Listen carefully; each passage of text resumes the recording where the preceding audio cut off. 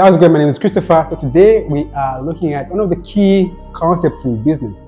Now, see, if you're in business, there's some terms you want to understand, especially when you are someone who wants to scale and improve your business. And one of those terms is what we call the value chain. Now, if you understand the value chain in your business, it helps you identify where you need to add value in your business and also where you need to improve, and thereby gaining what we call competitive advantage over your market. That is having clients buy from you more than from any other person selling the same product or your service on the market.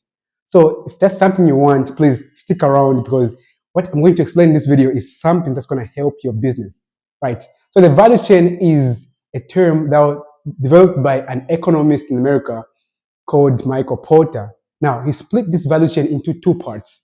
The first part being the primary activities, second part being support activities. But in this video, since I want to make it as basic as possible and as easy as possible for somebody to understand, no matter how big or small their business is, I'll focus more on the primary activities. We have about 5 primary activities. And remember, the goal for the value chain is to help you gain competitive advantage over your competitors, crush the market, make prospects buy from you more than everybody else. So each of the activities is focused basically on that. Now, the first activity is what we call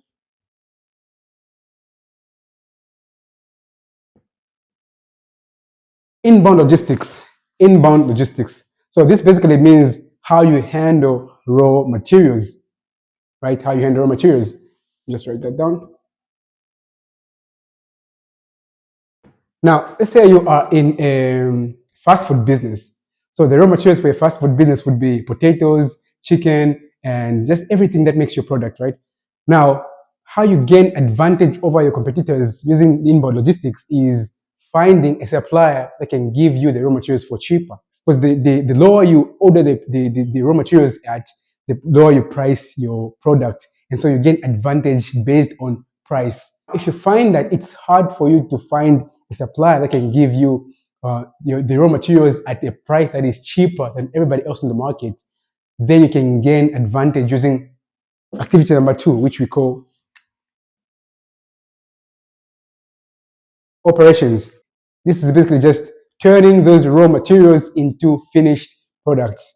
For example, if you are in the fast food business, which means turning those potatoes into fries, or what we call in Zambia chips, turning the chicken into a finished product. Now, how you gain competitive advantage using this activity is by creating a unique product. For example, why would somebody pick, let's say, Hungry Lion chicken to KFC chicken, and vice versa? So you want to make your product as unique as possible, where it has something that not everybody's product on the market has. Now, if you also find it hard to gain advantage on that area, use the third activity, which we call outbound logistics. Remember, inbound, bringing in raw materials; outbound, sending out the product. Now, how you distribute your product to your customers, right? Are you faster than anybody else in the market? So it's about what you do differently in terms of distribution. For example, McDonald's entered the market and they crushed their competitors because they were faster than anybody else in distribution. So what you do differently in terms of distribution than anybody else in the market. Again, if you find it hard for you to be unique in outbound logistics, let's say you are good at the fourth activity, marketing and sales. So this just means how you persuade people into buying your product. Now, you're not forcing people to buy a product, because if you force people, you might end up attracting bad clients and thereby having bad reviews. So what you want is just to help people see the value in your products. So you're helping how you help people see the value in your product, thereby they end up buying your product. If you happen to be good at persuading your clients, then you gain advantage over your market using the fourth activity. Now, if you find it hard again to gain advantage using any of these 4 activities, we have the last one, which we call service.